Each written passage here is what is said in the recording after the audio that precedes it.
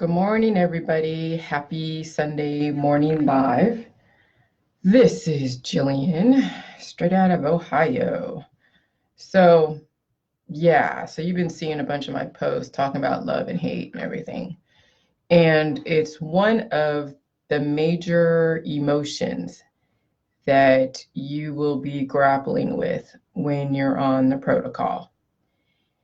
And it is something that is insidious, pervasive, destructive, as well as can be very, beneficial relative to where you are or the state of your health and the state of your life. But it is a word and it's a feeling, it's an emotion, it is a hormone that gets abused and love and hate both.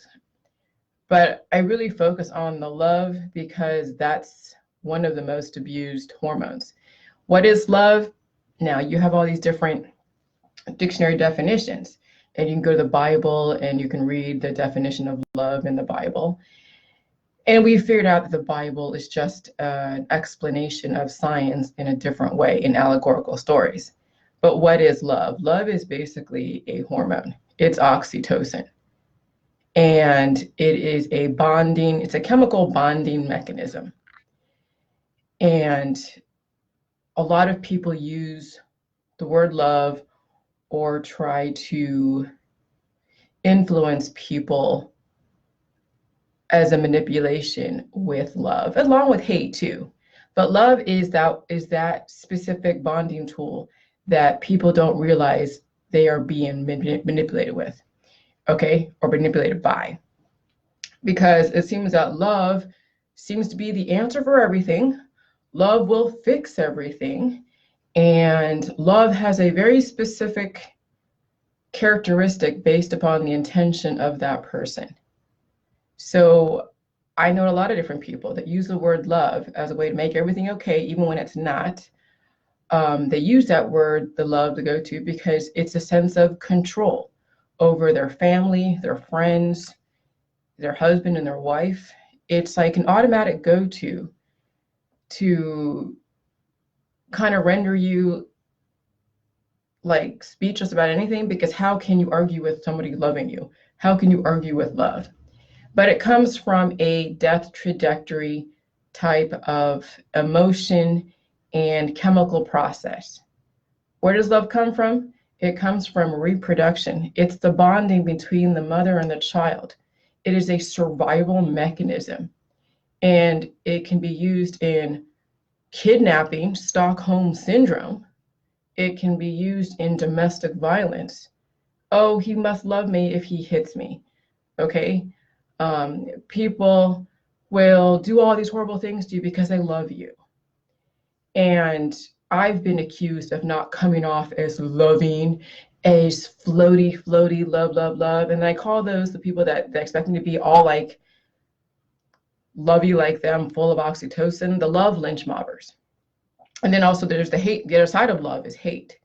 Because as soon as if you fall within someone's guidelines of love and then you fall out and you don't have those specific characteristics of what they deem as love, then the hate comes out. And I experienced that. I mean, I've experienced all these different emotions and the different people that utilize these emotions as a way to influence me in their line of thought, as well as influence me and manipulate me into falling in line with their world. And then when I don't, like when I change the relationship, that's why I don't have best friends except for my husband. Because as soon as you have a best friend, the love very quickly turns into hate unless you have your own life and you're very, very well balanced. Because I think that anyone that has a best friend per se, that's based upon something, I mean, yeah, you can go to coffee and tea and whatever, and go do things, specific things, but those you quickly, and if the other person isn't well balanced, there's going to be friction, okay? Because you're not your friend's not, I mean, I don't know how to explain this. When you're married, it's a survival thing. That love hate bond, because you don't say you hate your husband or hate your wife. But you know, there's idiots, there's that you get mad at each other and you don't get so extreme where you destroy the relationship. But that love bond is a survival bond between both the husband and wife, because both bring something to the table that both need in some way. And that's how relationships work. Okay. When you have so many different best friends around, that love can turn into hate. People, if you're not really working on that relationship on a continuous basis or having enough space in that relationship, things can be crazy. Okay. And so that love and that whatever it is can turn into hate just as easily if you don't follow the guidelines of someone said specific rules of that relationship. So when I change relationships, people think that, oh yeah, she's just used me, or she did this or whatever, or she doesn't have a bedside manner, so she's not loving. And I don't want to come from that love emotion or that hate emotion. I mean, when you do the Jilly Juice protocol, because this is where it comes down to, the Jilly Juice protocol is not about love or hate at all. It's about living without residing on those emotions, those oxytocin emotions, or the anxiety, adrenaline emotions. Okay? And what I found is a lot of people who are on that death trajectory rely on oxytocin, they rely on the adrenaline, and those are the two main hormones that come to surface. Okay? And then other hormones that they're missing, and who knows what else. I mean, because I'm looking at all these different people in my life and trying to figure out where they're coming from. And yeah, some don't have enough oxytocin to understand the world that they live in and to smooth things over if need be. So it's like these hormones, these hormones can be really insidious, and who knows? And so it's hard to really gauge, but you can, from what I've seen, love can be destructive, okay? And love can be a manipulative tool. And so, and so when I come off, as far as the Jilly Juice protocol, I come off like the protocol. The Jilly Juice protocol does not love or hate anybody, okay? And so, what is it, yesterday? A person, like, when somebody recommends the Jilly Juice protocol because this person has cancer, and I already know when someone recommends my protocol to somebody who hasn't bought the book, who hasn't been following me, and they just got newly diagnosed with cancer, and the person recommending this isn't doing the protocol either. Hey, Tiffany. They're coming into this with an expectation. And so I know when someone comes into the protocol after being newly diagnosed, the chances of doing the protocol is slim to none. I have no love for them, and I have no hate for them. I want them to survive as well as then eventually live. That's my only goal with myself and with the world around me, because the suffering comes from love and hate. I see a lot of people out there that are in the vegan, vegetarian world, in the organic world, who are full of the love hormone, playing with the tantric sex, and coming from all of these chakra, spiritual, whatever, and it's all about the pleasure. That's totally imbalanced. And so those people then eventually end up getting cancer.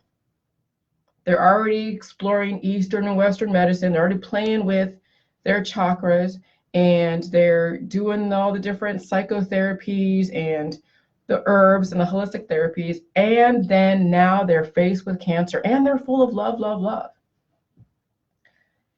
And so then somebody in that world that did do my protocol a little bit, but they're not doing it anymore.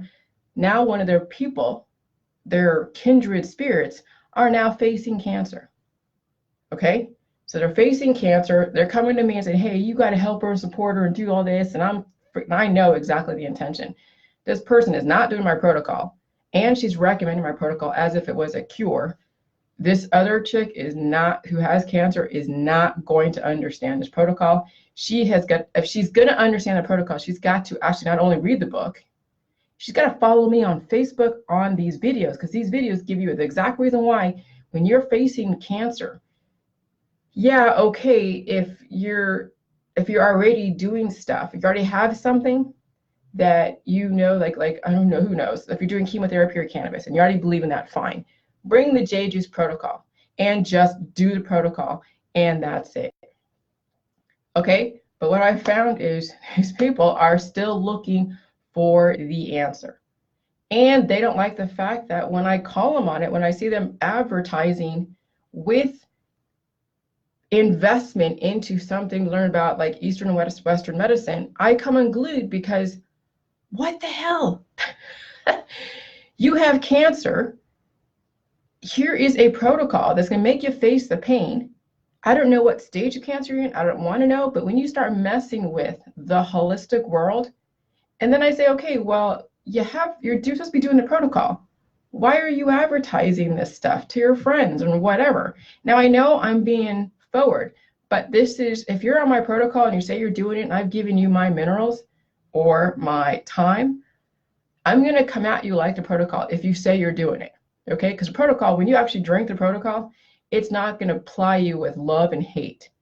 It's going to make you feel pain, which is the absence of love and hate. Okay? And boy's like, well, now this is the thing. This is where I know she's projecting. She's like, well, I'm advertising this because I want to learn, and not everybody's ready to read your book. Oh, wait. It means you're not ready to read my book. You're not ready to apply my protocol. You're not ready to do anything. And then she was like, and I'm like, okay, I'm done. Take her out of the group, because I'm not going to play with this. Take her out of the group. Take her off my page. And then, she comes back and emails me and was like, wow, you're so hateful and you're so this and you're so that. And you never asked me, or you never listened to what I said or whatever. And, oh yeah, I've been getting benefit on the protocol and I bought your book and all this other stuff. And I'm just like, here's the thing with the Jilly Juice protocol. If you have cancer and you're getting benefit from the protocol, you wouldn't be putting out links of Eastern and Western medicine when they are the exact antithesis of the protocol and could potentially undermine somebody's ability to heal, because pain is healing.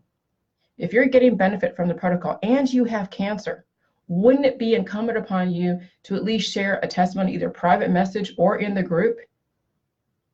But no.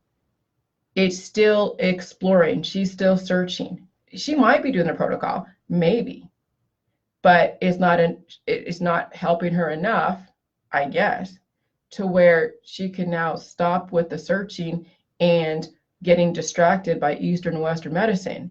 And she could be watching my videos, but people would rather invest in something that's far away, that has money involved, where you get to pay money, versus something free on my YouTube, free on my Facebook page, but the support isn't free. And so here's the thing. You don't need my support group. You don't need my, my blessing to heal on the J Juice. Okay? Nobody needs my group. Nobody needs my blessing. Nobody needs to have access to me to do the protocol. Either you do it or you don't do it. There is no love around here. I don't have a bedside manner. I'll tell you how it is in your face, because I don't want to waste my time with people who are just fair weather protocol, serial protocol users, where they go in and they try, oh, it didn't work, and then they go to the next thing, the next thing. No different than a serial monogamist. No different than someone switching out friends and husbands and wives and bosses and whatever, every minute, or dogs. People go through dogs like crazy. Okay? And so I don't want to be competing with all of your things out there that you have. Now you say, well, why do you call it competing?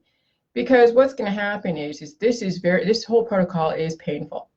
And if you're coming from the love, love, love, chakra, playing with your whatever stuff world, this protocol is not love, love, love.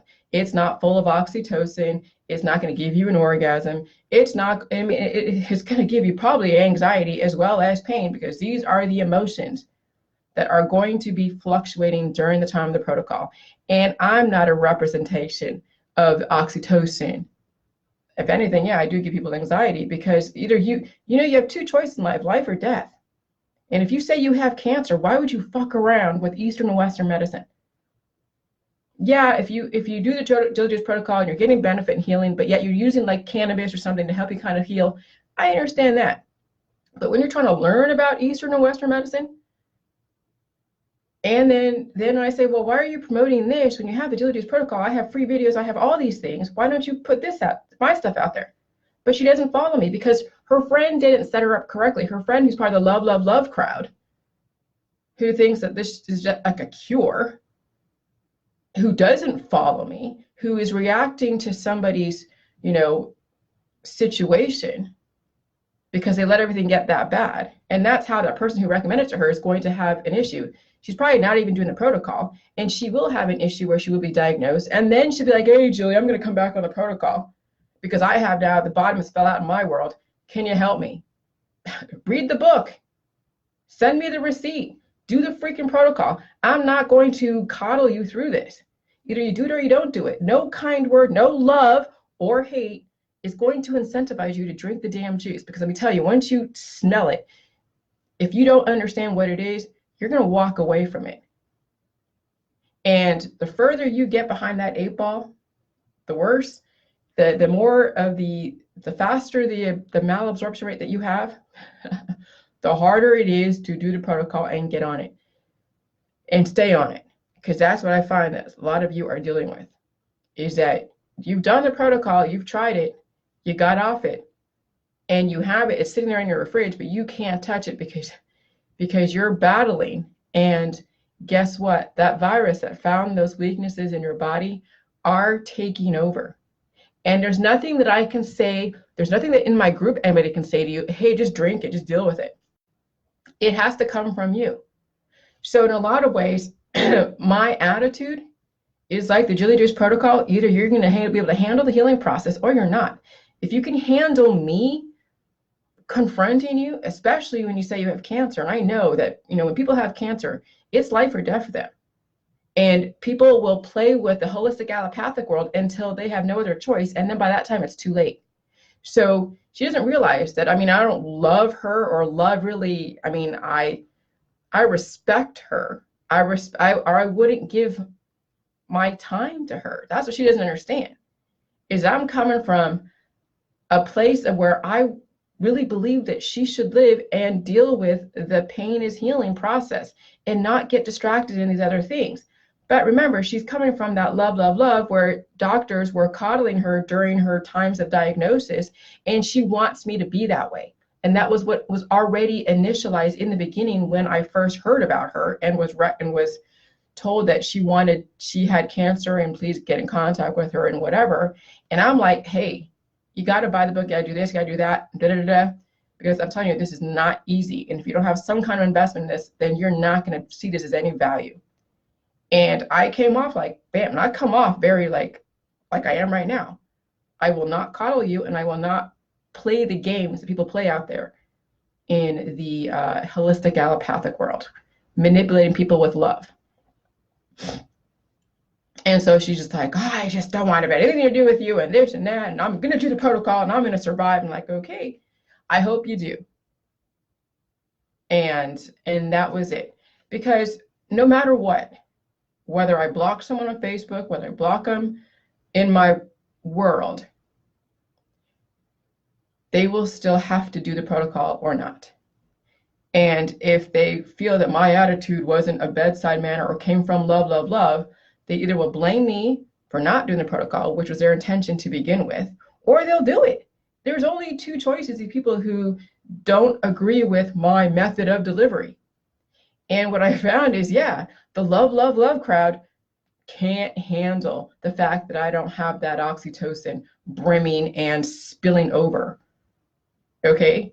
and they can't figure it out, and they think that, oh, she's so hateful, she's so this, she's so narcissistic. No, honey, because love and the hate are so destructive. And when you bond through love and you bond through hate, you don't know what you're bonding to.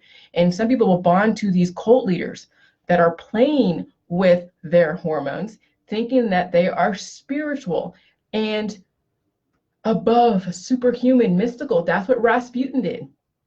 He was this mystical monk advisor who was actually a peasant who figured out how to play with the women's hormones. And he seduced the women in the kingdom, as well as the queen in the Romanovs.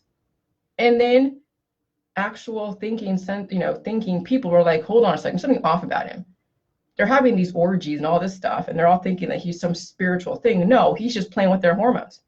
So you look at the vegan and vegetarian people who are sequestering themselves, thanks, Tiffany, with eating plant-based foods and doing these circles of like energy circles.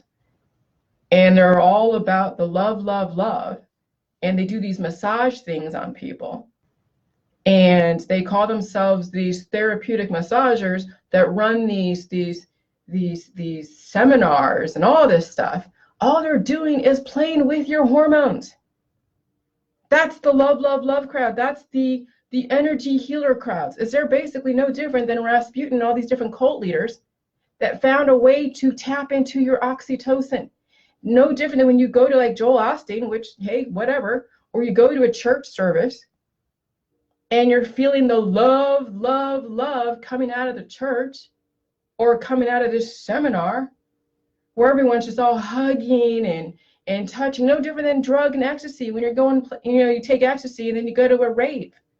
What do? They're all having sex and touching each other. When you take away the context of the church, of the rave, of those healing drum circles where everyone's all naked and stuff like that, because there's these tantric sex clubs out there that come from the whole plant-based, type of world, the vegan and vegetarian world. You take away those locations, you put them all together, guess what? They're just playing with each other's hormones. It's one big freaking orgy out there. And I want no part of it. Okay? I want no part of the orgiastic stuff that goes on. Because guess what? Those are the death trajectory hormones. And this is what causes then the rapid acceleration of malabsorption when you're playing and bringing up those oxytocin hormones. So yeah, those people that are doing the tantric sex, they're aging and degrading. Yeah, they're great at playing with the different G-spots, but but they're on their way out the door.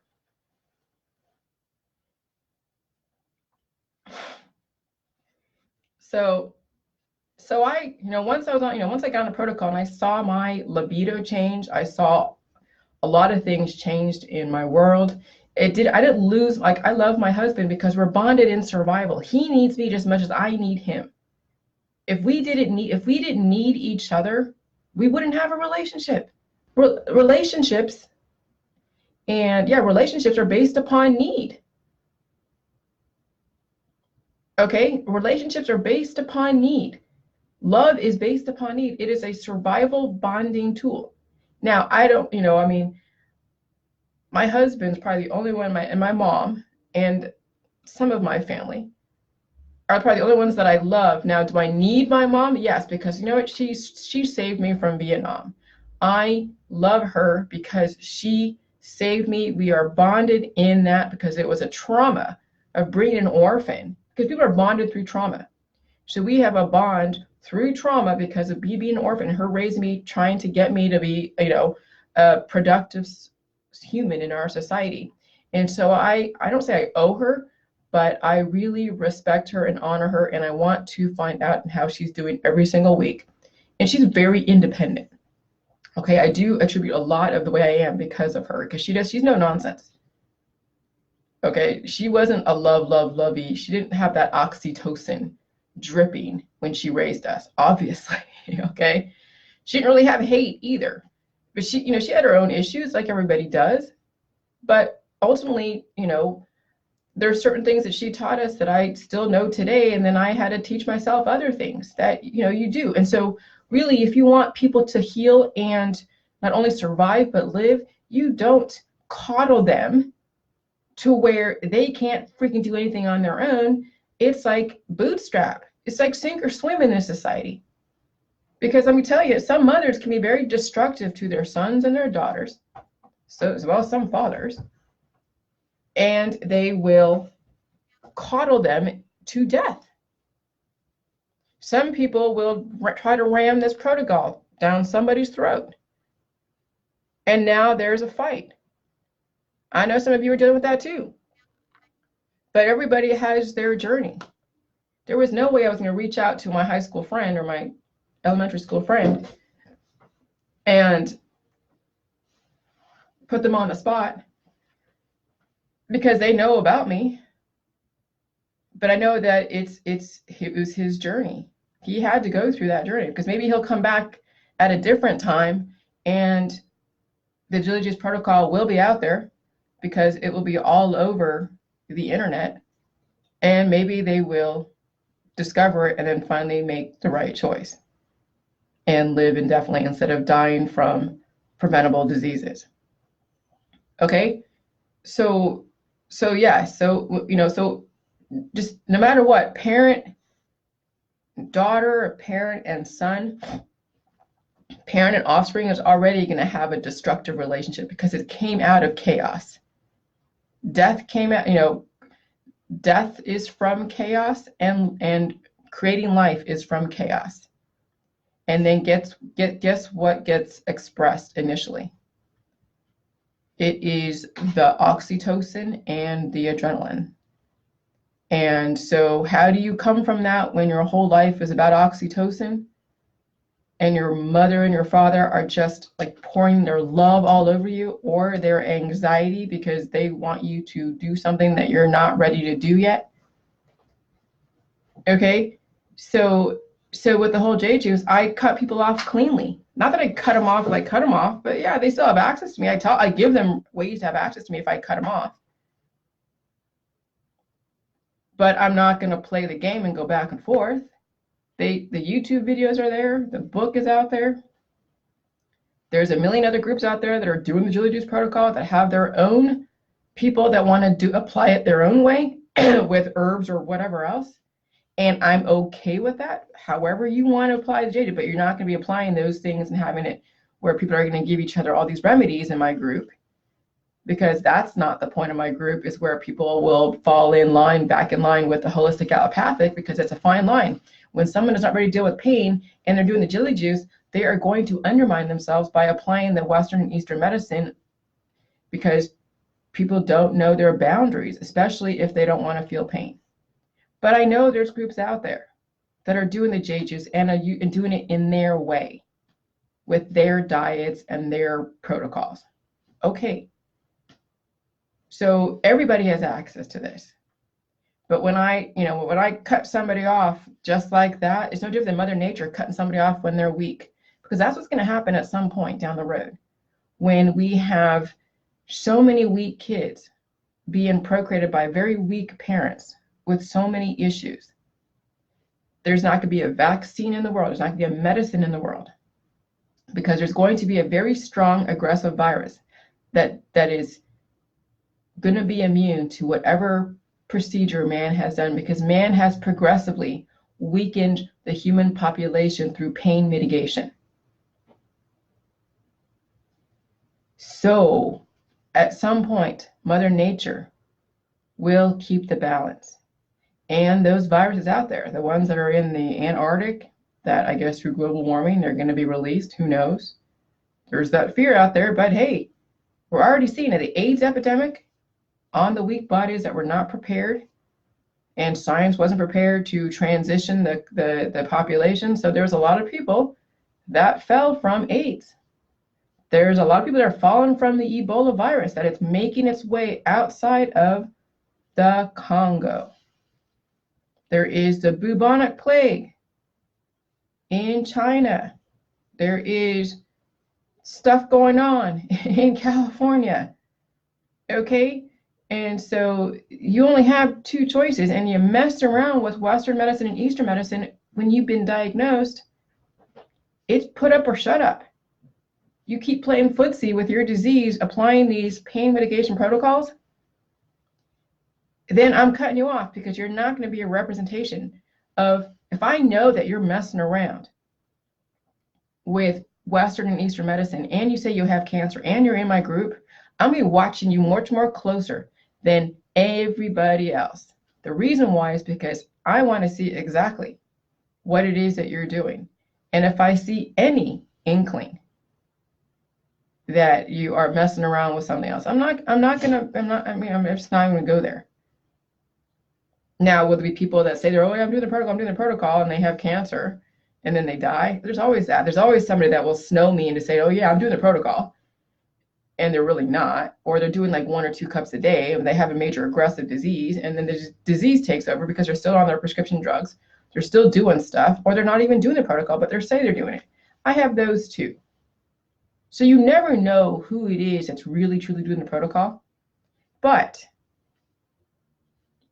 I'm like all of you.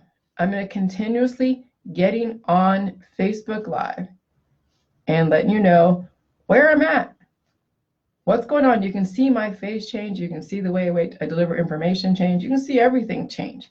And either that's going to influence you in some way to take a look at your life, or it's not. So no matter what testimonies, good or bad, they're out there, you ultimately have to then look at the information. Watch at least the last 3 or 4 videos that I have on YouTube. That'll give you an idea of this protocol. And it's not going to be easy. Especially some of you have let yourself go, horribly. And now you're trying to pull yourself out, and then you're not prepared for the pain, and you don't have the support system because you have people in your life that don't agree with this. And some of you are very lucky. And that's why I say, when someone is newly diagnosed with cancer, the chance of them doing the protocol are slim to none. And I know it because I know what they expect. And so I keep getting, and so when someone wants the protocol for free, which is fine, but someone wants me to get in the group and they don't want to buy the book and all this other stuff, and they've been diagnosed, no.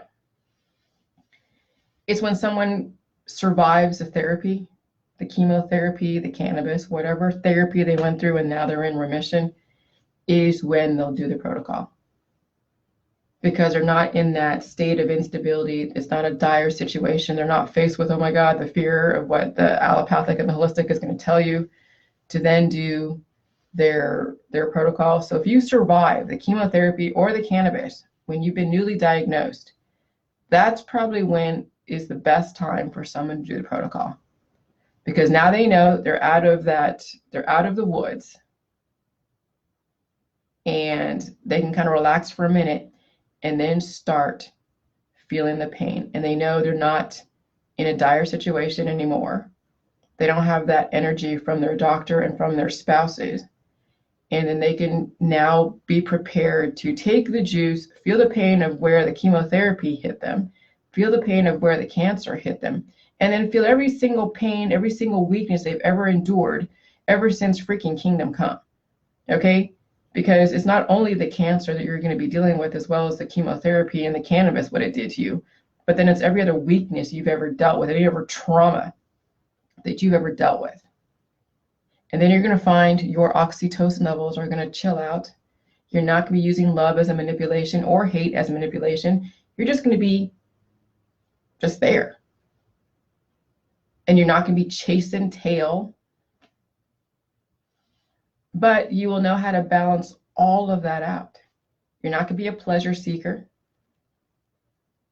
You're going to relax, and then you're going to build your life without those distracting hormones at the surface.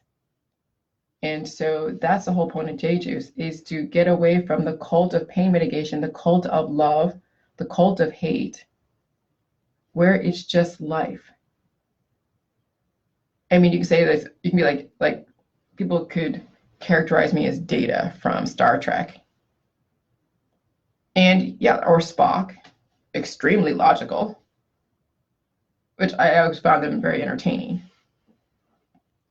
And then you have, Captain Kirk, who was major oxytocin dude. And all of his gallivanting around the universe. Okay, so when you get control of your emotions, you're not suffering. When you get control of your oxytocin and your adrenaline and your testosterone and your estrogen and all these different things, you get control of your hormones, you are not suffering. But those that are full of all of these love, love, love, and hate, hate, hate, they live in a very narrow world, because as soon as they step out, as soon as anyone steps out of their very narrow tunnel guidelines of love and hate, the hate comes in, or the love, one of the two. And that can be just as destructive. And then you're bonded through trauma. Okay? And when you get bonded through trauma, you don't know what the hell you're bonding to. So if you've been bonded through trauma, through marriage, through any kind of relationship with somebody, and you're both are willing to do the protocol, now you're bonded through the healing process, which can be traumatic in and of itself.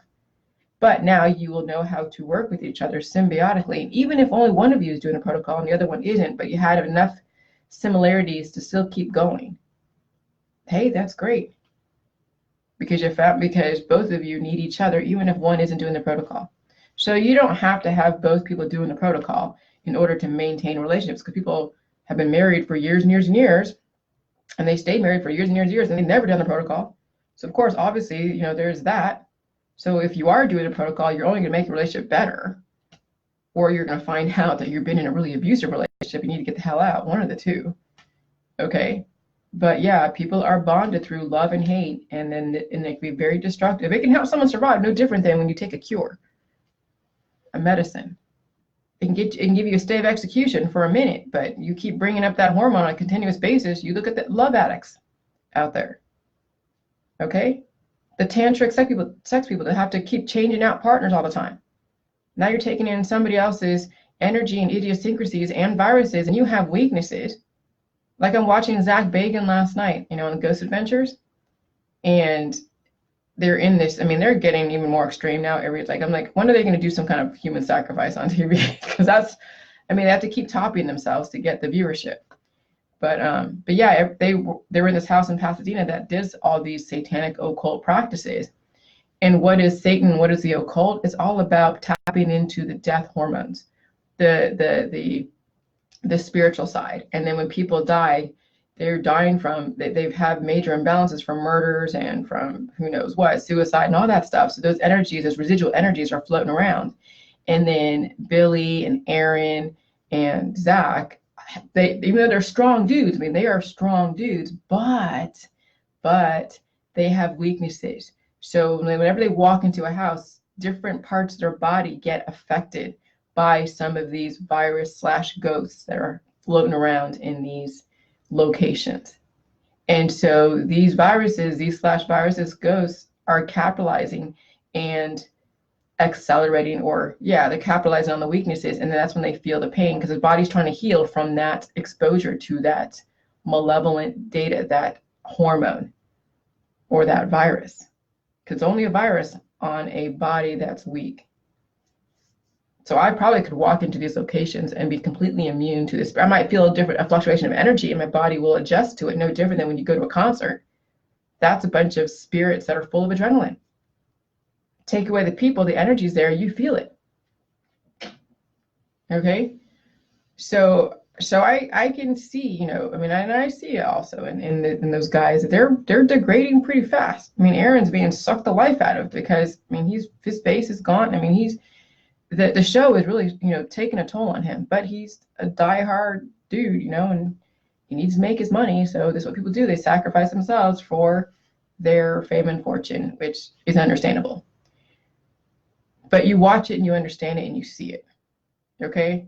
So if you don't do the J-Juice protocol in some way, every single time you're exposed to somebody, an event, an adaptation process, everything, you're going to have then all of your weaknesses be taxed by these viruses that are benign on a strong body, but they will destroy a weak body. And then it'll be a systematic dismantling of your body and mind, where then eventually only your spirit is left. And so, yeah. So yeah, if I find out that anybody was diagnosed with cancer and they want to do the J-Juice protocol, I'm going to be more in your face. So you better not tell me any of your history at all, or anybody in the group or on my Facebook, if you don't want me to ride your ass.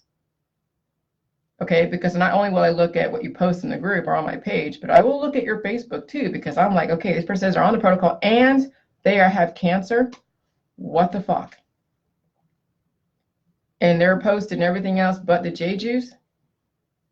You realize that when you play these games with the holistic allopathic world, the outcome will always be the same. Death will always be the outcome. At least with J-Juice, you have freaking half a chance if you can handle the healing process. At least you have half a chance. Okay? So I wouldn't recommend the J-Juice protocol to anybody newly diagnosed. I wouldn't. Because then you're treating the J-Juice as if it was a cure. And when they do the protocol, and not only will their issue with their cancer be coming to surface and they'll be in pain, but then everything else that's going on with them that led up to that specific cancer is going to be in pain, and they're going to be fucking miserable. And then you set them up because you didn't explain to them that this is about pain, not about pain mitigation. So yeah, the ones that get diagnosed with cancer are probably not a good candidate for the protocol. I mean, they should do it, but remember, they're getting pressure from their friends and family to stop the programming. So if they survive the chemotherapy or the cannabis, after that, then they can do the protocol. Because if they can survive the therapies, they're strong enough to do the protocol. But if they can't survive the therapies, there's no fucking way they can do the protocol. Okay? And so sometimes you have to go through the holistic and the allopathic before you do the J-Juice to see how strong you are to do this. And maybe you will get caught up in the system and stay there and die, and no matter what, or maybe it might wake you up to say, okay, I survived the therapies for the cancer, I can do the J-Juice because I went through that pain of the chemotherapy and the morphine and whatever else, and now I have a second chance at life. Okay? All right, I'm going to go. It's my Sunday. So you guys have a good day, and I appreciate you hanging in there. But yeah, the whole love bond and hate bond and all of that is destructive. And that's why a lot of my love crowd, the love lynch mob, has left my Facebook, because I don't play the love lynch mob where they're trying to influence me and direct me towards their line of thinking in a very love way, where it's hard to argue against someone who's so loving, right? But no, when love can be very destructive, and I recognize it, and it makes me feel uncomfortable. And so I don't want someone coming at me with the love. Just straight up logic. It's about life and death, and achieve whatever goals you have set out for you. Achieve whatever material goals, achieve whatever goals, but achieving a goal to go hang out in the spirit world and tap into your hormones is not a goal. It's drugs. Okay? And then help humanity in some way, not get caught up in the love and hate bonding rituals, the cult of love and hate, because there are many cults out there with leaders who are playing with people's hormones, pulling the love, and people are like, oh my God, you're God. Some of these therapists out there who are trauma therapists do exactly that. They play with the love hormone, and people will flock, and they will pay money to have orgiastic pleasure from someone playing with their hormones. That's not the J-Juice. I don't play in that crowd. All right, you guys have a great time. I'll talk to you later. Bye.